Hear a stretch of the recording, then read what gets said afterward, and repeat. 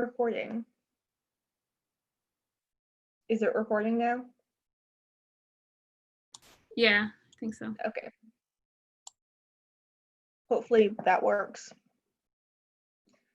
But the other upcoming events this Friday, ACM-W is holding a workshop on diversity and inclusion. Those start at 6. Saturday, we're having another game night. Next Friday, the 2nd, we are planning on doing a technical interviews workshop with SWE, the Society of Women Engineers. So if you are looking for internships this semester, it'd be a good idea to go to that so you can get some practice in. And our next GBM is talking about careers in tech, and we're hoping to have some guest speakers for that, so stay tuned. Now, on to our topics for this evening. Indira. Hi, yeah. So we're going to be going over like 6 mainstream technologies with some pretty pressing ethical concerns.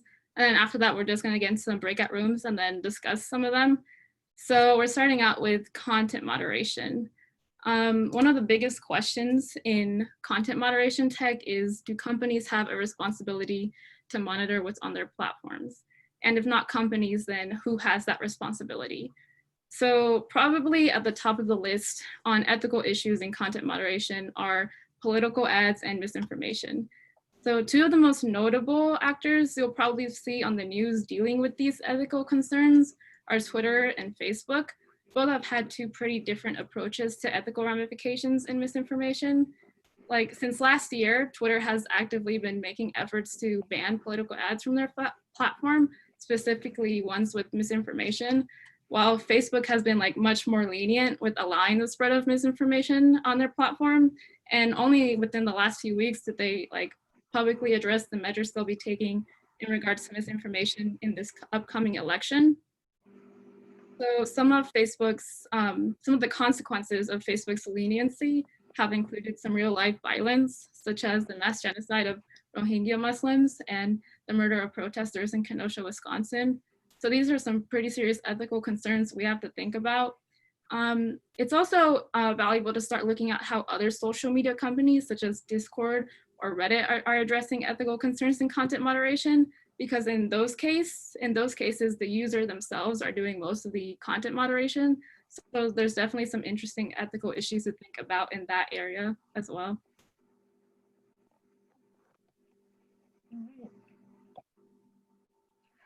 All right, so artificial intelligence is another big area, because I know we always think of machines as being like neutral and completely objective, but machines are programmed by humans who are not completely objective. So a big way this can happen is if the data sets AI are trained on are biased, then so will be AI. So like it's well documented that facial recognition can be worse at identifying Black people, in particular Black women, than white people. And it's another way how diversity and inclusion is important in tech, so you should come to our workshop Friday to learn more fun and, well, not fun, but important ways how diversity and inclusion is important in technology. But nevertheless, there's also something sometimes referred to as rabbit hole algorithms, where algorithms that are designed to get you to spend more time on their site, they end up pushing people towards more and more extreme content that holds your attention. So what might start out as you looking at alternative wellness pages leads to you get pushed towards anti-vaccination groups. And just same with a lot of political stuff, you start looking at some like moderately right or left-leaning groups, and then you get pushed towards more and more extremist views, which helps contribute to polarization. And then another area of ethics, which is sometimes comes up again, where people are like worried about whether AI will take over the world. So what should happen to the workers whose jobs get automated with AI, you know?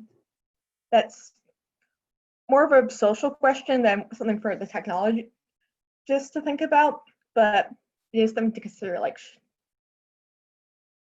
is it ethical to put all these people out of work, or if AI are doing it, how should money made from that be distributed? And then a real interesting area is self-driving cars, because, human decision making, it's too fast to like really audit, if that makes sense. But you have to program every decision a car can make into that. So if a car is about to crash for whatever reason, should the car try and save your life? What if it's about to crash into a bus full of school children? Whose life should the car save? I mean, if we were in that situation, driving manually, we'd probably try and not hit the bus full of children. But then would you be willing to get in a car that might not try and save your life? It might be willing to kill you. And then who is liable if the car does crash? Is it the company that made the car? Is it the person who was driving? Is it the developers who code that? Like, if the developer made a mistake in the code and the car crashed and someone died, is that person now responsible for that death? These are all lots of ethical questions that need to be discussed and decided and sometimes legislated. All right, so data privacy. So one of the bigger questions in this area is, can a company put the right to your soul in their user agreement? So everything that a company can get out of you is largely based on their user agreements, whether you know it or not. But what's even worse is that even if you're not registered on that platform, the company is still likely to have, store, and sell your data. So there's shadow profiles. Shadow profiles are created when a Facebook user uploads their contacts or photos to Facebook, where from that point, Facebook begins the creation of shadow profiles for people that are not or have never been on Facebook and have never even signed a consent or privacy agreement with Facebook.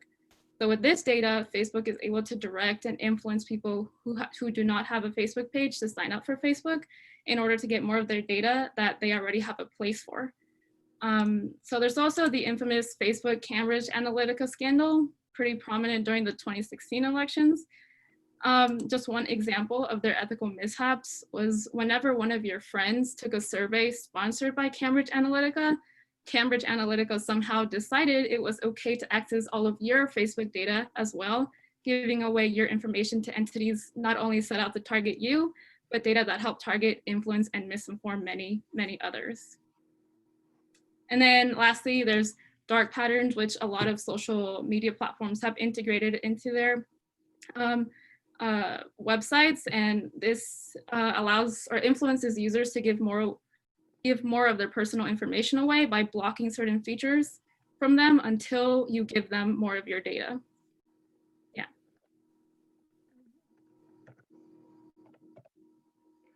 All right, so workers' rights, it's, again, not directly correlated with technology. Every industry has workers that need rights, but here are some ways that intersects with the tech industry that, depending on where you end up, you may encounter these issues. But one question that's come a lot over the past year especially is, are gig workers, people who like drive for Uber or Lyft, for example, employees or private contractors? Let's say or. And there's a big difference between those two things. So employees have rights, legal protections, they're guaranteed to make at least minimum wage, get overtime pay, they can get insurance, their expenses can be covered, and private contractors don't get any of that. So some Uber Lyft drivers, after accounting for expenses, make less than minimum wage. And California recently passed a law changing this, trying to classify all those like Uber Lyft drivers as Uber's employees. And there's a big battle between the companies and government over that. And then another thing, if you play a lot of video games, you might know about this, but in the gaming industry, there's something called crunch, which is when employees work a ton of overtime without extra pay and however long leading up to the video game's release. So yeah, like we work as much as like 100-hour weeks, so 40 regular hours plus an extra 60 hours. And if they're like salaried employees, not hourly, then they're making the same as if they were just working 40 hours. So that can obviously lead to a lot of burnouts and people just getting so stressed and exhausted and having to take like leaves of absences to recover. Also, the video game industry, like mentioned here, surprise layouts like Telltale Games, where Telltale Games is the company behind like the Walking Dead series, game, not the show, the series, the Batman Telltale Games, Wolf Among Us. But all like 200 plus of their employees just got surprised, like fired one day with no severance pay, like basically no health insurance. And this was in the Bay Area where things are expensive. So, if you're living paycheck to paycheck and you suddenly get fired with no warning, you're kind of screwed. And then this made big headlines a while back about sexism in general mistreatment at Riot Games, the company behind League of Legends. There's just a lot of sexism against women there. And also just general bro culture going into overdrive. So should workers in tech industry unionize and fight for better rights together?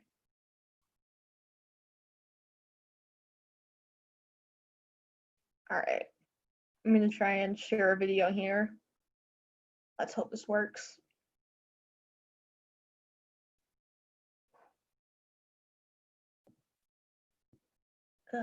Please work. All right, can you guys see YouTube loading? Yeah.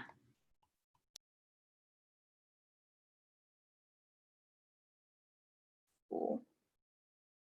Let me know if you hear it. I'm not sure if sound will feed.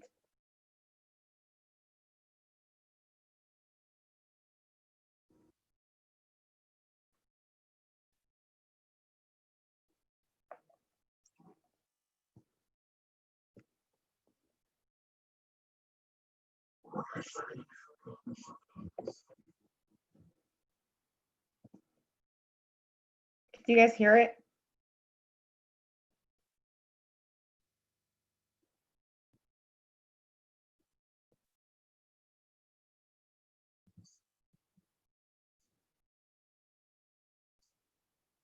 All right. Let's go to my Zoom settings.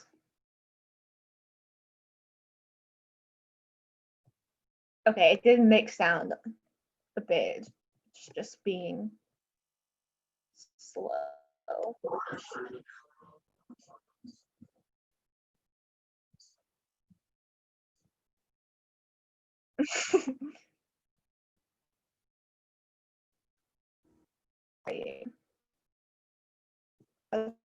Settings.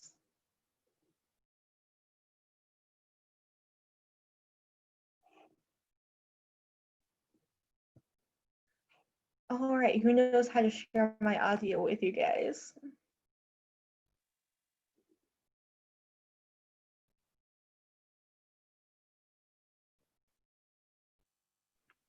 Annabelle, you're trying to share audio? Yeah. When you share screen, when you hit the share screen button, you have to click share audio as well. So probably if you unshared and then reshare, there's a button down at the bottom, or there's a button down at the bottom and it says share audio. All right, I will try that. Thank you. No problem.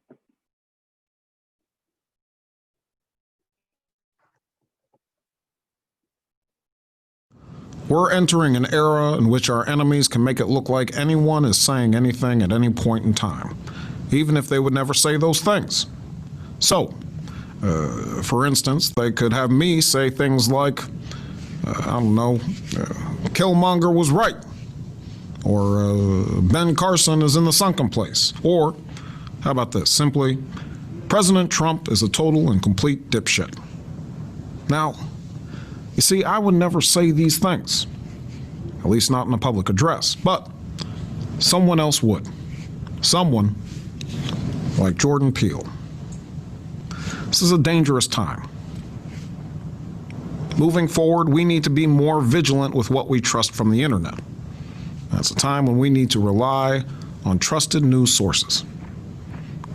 It may sound basic, but how we move forward in the age of information is going to be the difference between whether we survive or whether we become some kind of fucked up dystopia.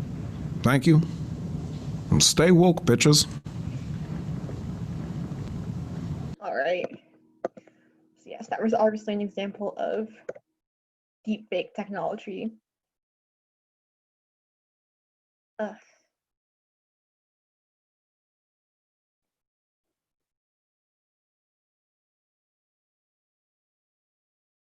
All right, I'm just gonna reshare again because I wanted to share my audio now. Come on. You know, it's really embarrassing as computer science majors when we can't get stuff to work.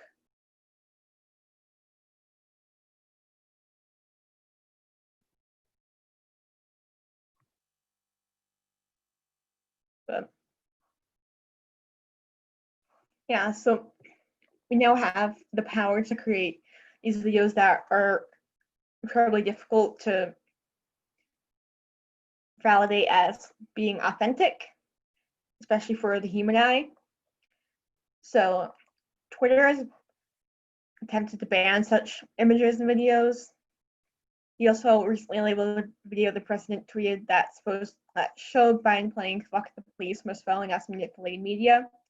That was just as simple as replacing the audio that came out.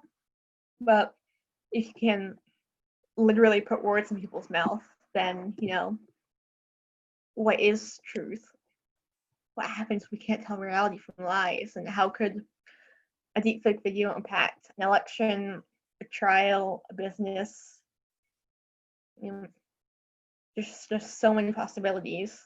And I know that we've been able to make stuff like Star Wars looks realistic, but this stuff has become a lot more accessible to people who lack like technical expertise, and it's a lot cheaper. Just the average layperson to do this. All right, our last ethics and topic technology is surveillance. So I definitely wanted to put surveillance technology and talk about the ethical concerns, primarily because of how hot of an issue it was this past June during the BLM protest. And during that time, anytime I went on Twitter, most of the tweets I saw were saying things like, make sure anytime you put a video or a photo of people at protests that you blur their face or you blur any tattoos that they have on them or anything recognizable, because law enforcement agencies and police departments are actively scraping these social media platforms to look for people that were at these protest rallies. So that's definitely an issue of concern, because anytime someone goes to a protest, the goal is just to simply express your rights, what you believe in, and you should feel safe in doing that. Finally, there's also the issue of like the constant tracking of location when you go to protests, especially if you take your phone, you have Wi-Fi on, and you have your location on. So you're going to be tracked at that protest, and then you're going to be tracked at your home, and then you're going to be tracked in the days after and the weeks after, wherever you are. So you're always going to be tied to that protest. So I definitely found that like as an issue. But yeah. Do you want me to play this video? Sure. Yeah, that's just an example of all the location trackers that were happening, I think during the inauguration day, where like a bunch of stuff was going on. All right, so here we're gonna split you into 6 breakout rooms where you each get one of these 6 topics to discuss. You just have a little icebreaker for you to do to get to know your breakout roommates before you start discussing the deepest ethical questions of all life. So I'm going to go ahead and stop the share. And drop this in the chat so that you have it when you get split into breakout rooms. All right.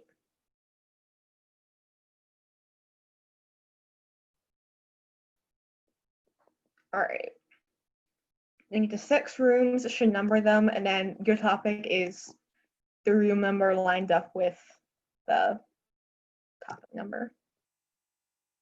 Let's see.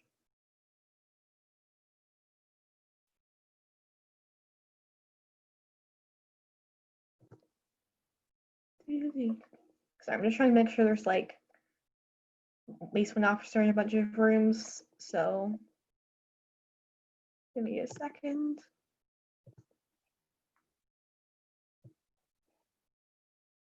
Oh. All right.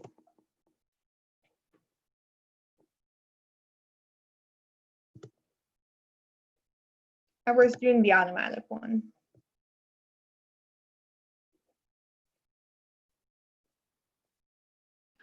Not gonna lie, I thought people were just leaving out of nowhere, and I was like, oh my god, why? Like I saw the numbers drop, and I was like, Annabelle, what's happening?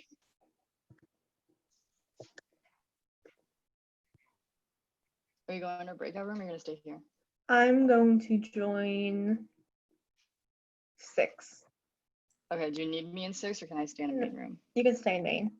This is like a dumb question, but we're supposed to click like the button because it's not showing anything. Does it say join breakout room at the bottom? Yeah, but it's not doing anything. At all? Oh, wait, thank you.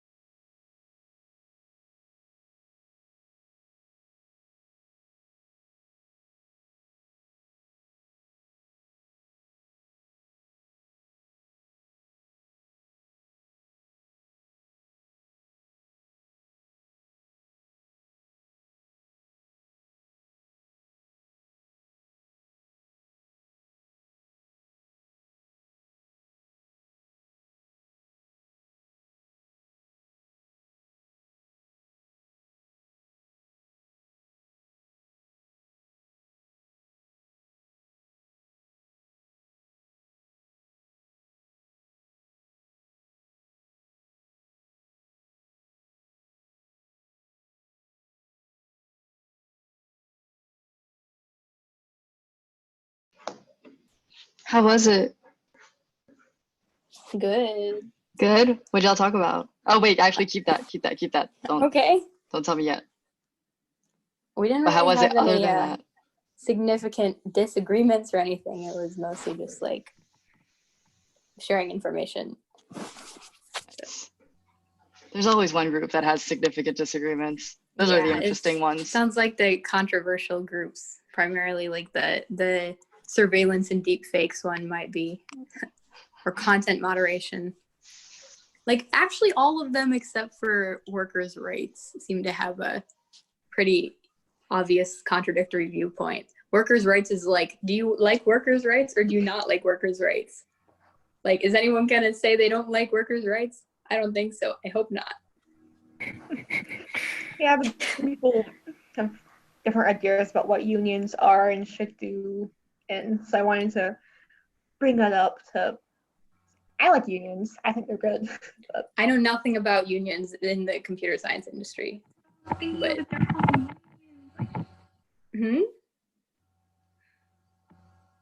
what's that, Suma? I was going to say unions. I feel like workforce. I don't know what I was saying. I was trying to say unions. It just, the word didn't click. Oh, okay. That's the word you're thinking of. Sorry. How do unions work in like computer science and software? I mean, the same as in other industries, mostly. Like, basically, you just need enough people to like agree to. Basically, you hold a vote, and then once unionize, and you can either like join a union or create. Your laws differ by states. Some states have right to work laws, and like it's a whole issue of unions taking dues, and there's a lot about unions that I probably don't know. But Are you personally in a union? I don't have a job, so no. Oh, okay. Are there unions for internships? Maybe. I know what like. I don't think so. Like, I don't think that's a thing. Yeah, internships generally seem pretty short term. Yeah. Thanks for the link, Suma. so I think like renters can have like a union. Like people who rent apartments, they're like Right, tenants. so usually unions are for like protecting workers and for like long term, making sure they're not getting like screwed over by your employer. Yeah. And I feel like if you're getting screwed over your internship, like you can just leave most of the time. Like usually interns are, I mean, sometimes it's not that case, but like most of the time interns are short term and not like full time, unless you're like over the summer or something, and that's usually not your like sole source of income. So I feel like maybe unions would be for for, like, so it's more like term. career-based sort of things that you want to lobby on. Mm-hmm. Are there any they're like for big lobbying too. Yeah, are there any like big contentious issues within like computer science industry in terms of like lobbying for workers' rights? I mean, the biggest problem generally is just like forming a union that then has the power to negotiate contracts, because right to work laws like cripple the ability of unions to take dues, which is, I know people like don't want more money taken out of their salary, but So there is, I just looked it up, there is a trade union for software engineers, the EEE Computer Society. I don't know if most software engineers are in, I realize my video's off. I don't know if most software engineers are in unions. It's not something I've heard of, and my boyfriend just started a job as a software engineer or like a technical consultant technically. And I don't think he had to join a union. Like a lot of like teachers unions require you to join. Like teachers unions are very contentious. They're not contentious. What's the word I'm thinking of? public sector unions are different than private sector unions. People debate a lot over teachers unions because like you're basically forced to join. But with computer science unions, at least as far as I know, you're not forced to join one. They probably exist for those who want to join them, but they're not widespread or ubiquitous as far as I know. I think there's something about Florida though, because we're like a right to work state. Yeah. So that like changes what union, like the power that unions have, but I'm trying to look it up. I don't remember exactly what it means. It does. Yeah, I think you can't be forced to join a union in Florida. Yeah, it's like in Florida, unions don't have the same power as they do in other states. Here, I'll just link this in case anyone's curious. Thank you for the info. So, I remember some teachers talking about it. all right. Harold, Indira, and Talia, you guys were in breakout room 1 talking about content moderation. Any insights you learned? Anything you guys want to share about what you talked about? I didn't know we were being singled out. One thing we talked about with content moderation is kind of like the biggest issue with like misinformation right now, because with the misinformation, it's like we think it's like one of the biggest issues in like just all of society right now because of how much influence it has over public opinion. And then there's like the whole political side to it, which I'm not going to get into because I will start screaming.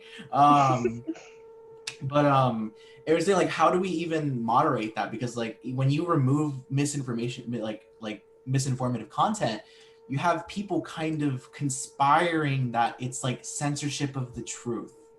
And like, it's kind of like, how do you combat that?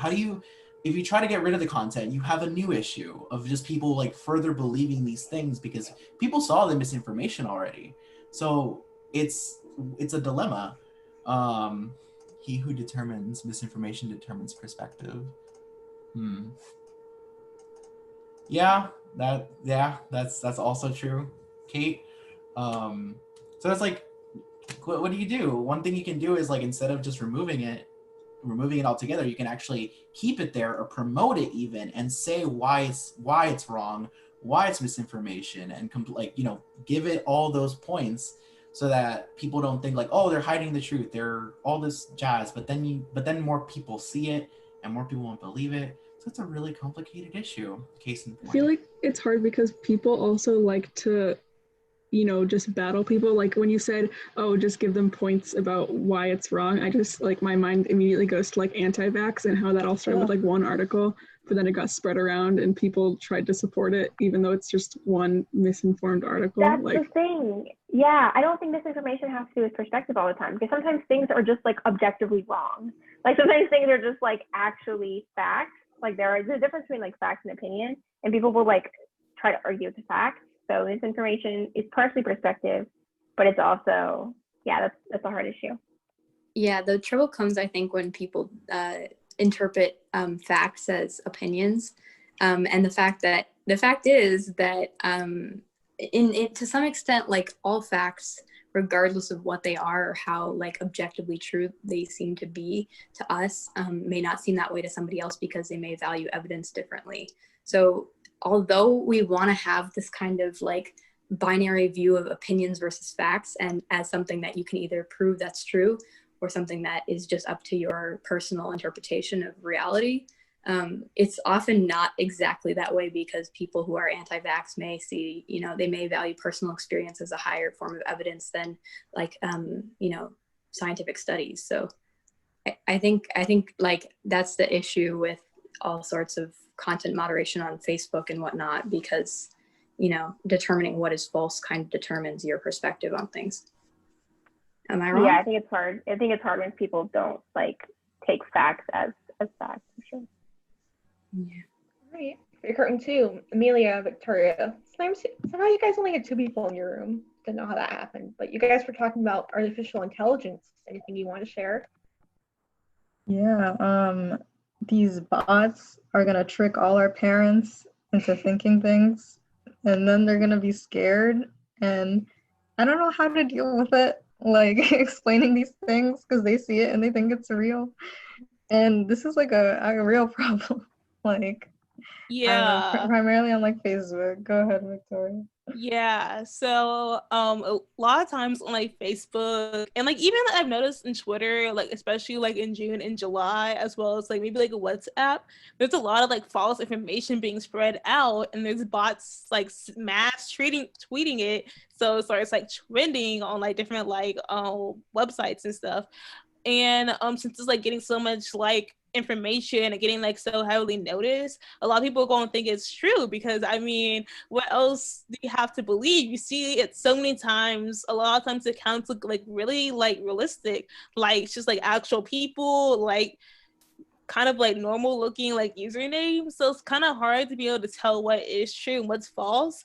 And a lot of times people don't know how to, even when it is like kind of easy to tell, a lot of times people don't know how to. Like I have a lot of friends who aren't really into like computer science, and they'll get like a lot of information from like bots. Or I know especially at UCF, they have jobs for nights that's like really like scamming all the time.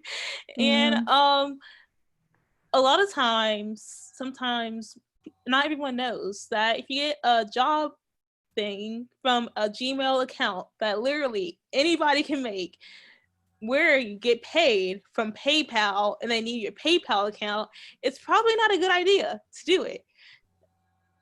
And they'll say like, do not email us back from your school email. Like, okay. Yeah. Like a lot of times, like, I don't know, my friend got one. It was like from a different country though.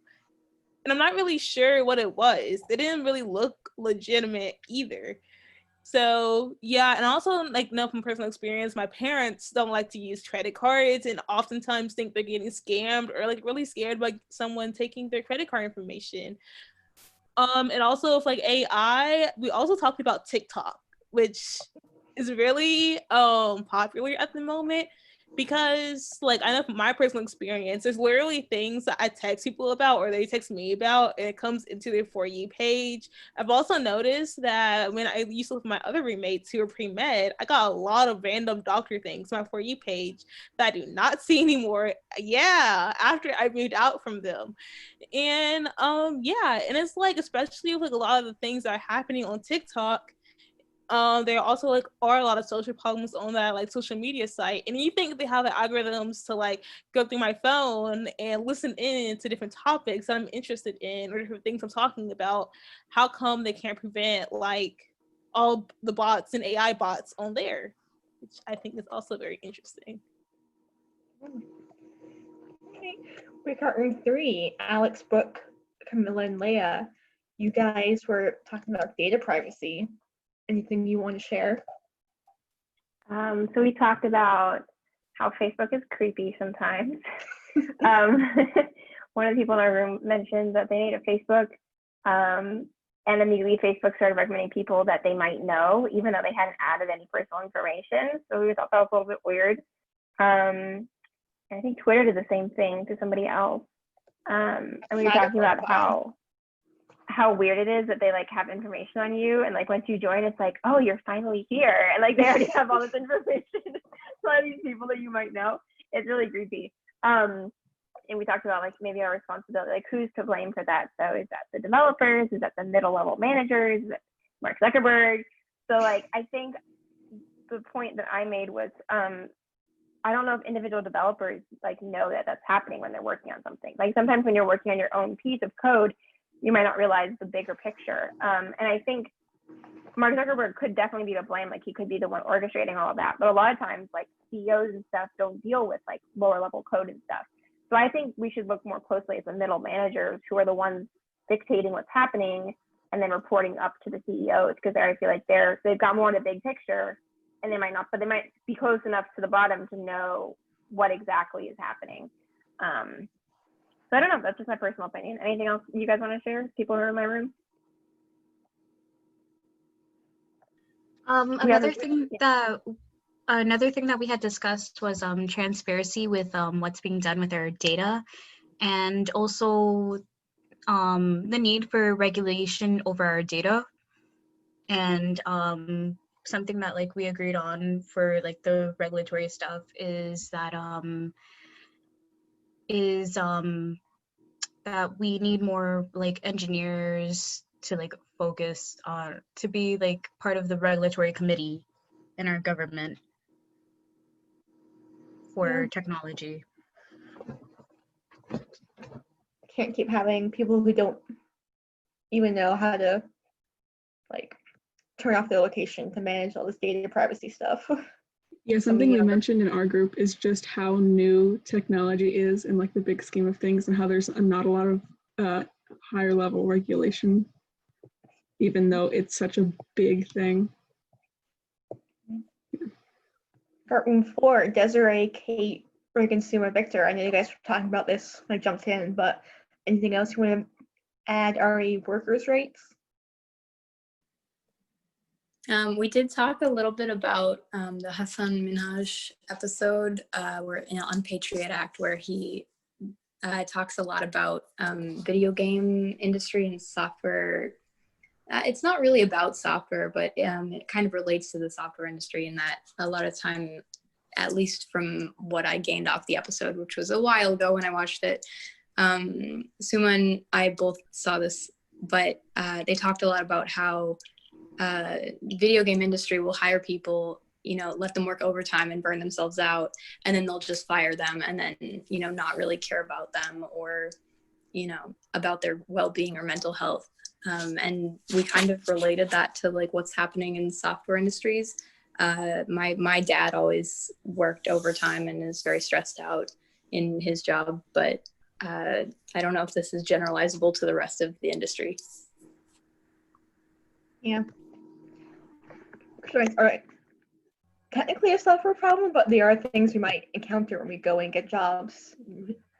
So important to know that no, you shouldn't be working a 100-hour week ever. I love video games, but no video game is that important. Okay.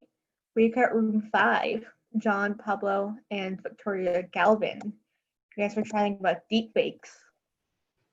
Yes, and they are terrifying. I'm going to start by saying that. So one of the questions we were presented with that we mused on for a bit is how can we as like engineers like treat these technologies like ethically? And my counter argument to that is how can we know ethics if we're never required to take it? If you browse through our entire course catalog, there's not a single ethics course. And I hate to relate it to this, but it's kind of like gun control at this point. Like you're giving us all these tools and telling us to go out there and use them effectively and use it for the betterment of society. Yet you don't put us through any form of like exam or regulation or course at the bare minimum to give us the tools to be ethical. So how can we be expected to be ethical? Like clearly all of us here have an interest in it. That's why we're attending this. But on the flip side, there's a shadow side to every light, right? Like there are people doing this to create deep fakes and to go against those algorithms that are used to find them. So that's just some food for thought that we talked about for a bit.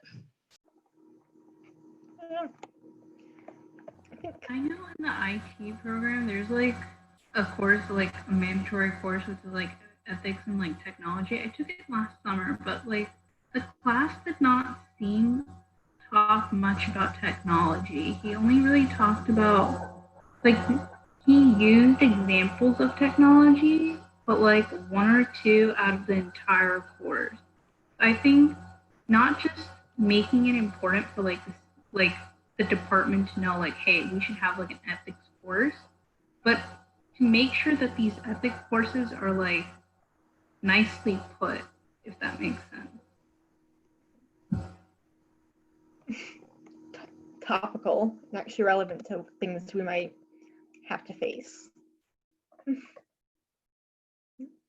right, there's my breakout room, but Aiden and Nate, you guys want to share anything about surveillance and your newfound fear of it? It's bad. But yeah, personally, like down the list of like, different things, I think it's definitely up there with some of the worst of them, in my opinion. Like because it can so easily be used for like the worst possible thing. So, some other things, they have to be like specifically, crafted or tailored to be used for a bad purpose, but like tracking people is really easy, as we can see by like the system services portion of your phone that tracks significant locations, and by significant they mean all your locations.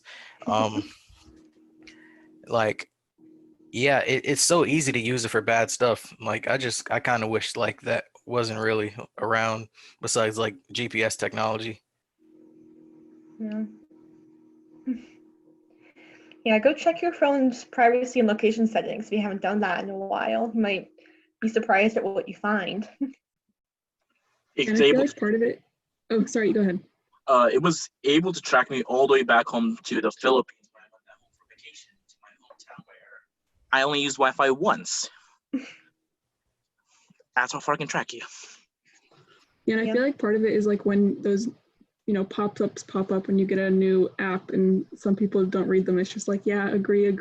Like, just because you're used to hitting agree on pop-ups for things, but And we literally don't have time to read them all. Yeah, but things like the new game you just downloaded don't really need access to your phone calls and your location. Like it's, even though every single app asks for access to those things. Yeah, that's actually something that we were talking about in data privacy. We were talking about how it's going to be important to maybe consolidate those privacy agreements and user agreements. And someone said that they were usually in lawyer law terminology. And I don't know about you, but I don't know anything about law terminology. So if I even read those, I wouldn't understand anything they're saying. Yeah. Right. App follows our location. I didn't think it through. Hey, allow them to. I just clicked allow, thinking oh, it's an educational app. Everybody uses it.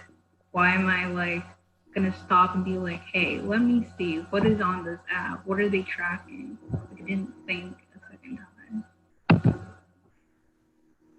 time. Some great discussions, great thoughts. I'm gonna share my screen again. Dira put together a nice list of some groups and organizations that are addressing this. So Dira.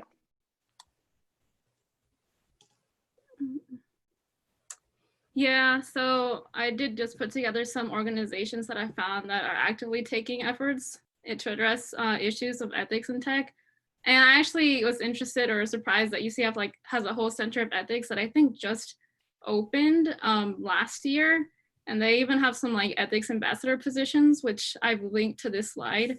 And then I actually did find this one class at UCF. It's a philosophy class, and it was taught in 2017. But I attached the syllabus to that class, and it looks like a pretty nice syllabus, really comprehensive, and even the title just seems pretty interesting.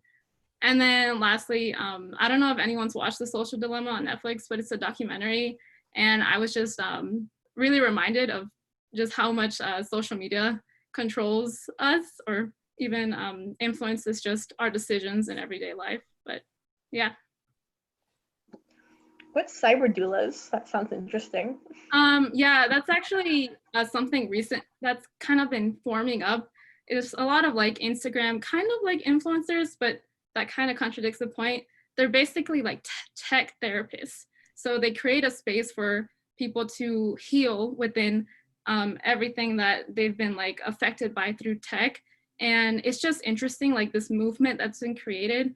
I've also attached a link that kind of describes this whole upcoming movement. It's really recent, and I think it's pretty revolutionary personally, but it's very meta. But I really like that it's there. Yeah. All right. So that is our meeting. Thank you all so much for joining us, for talking with us. Remember, you can sign in to get some hot points. You can also sign up if you haven't done that, and join our Discord if for some reason you haven't done that already. Also, these are events coming up if you need another reminder. So, yeah. Thank you all so much for coming.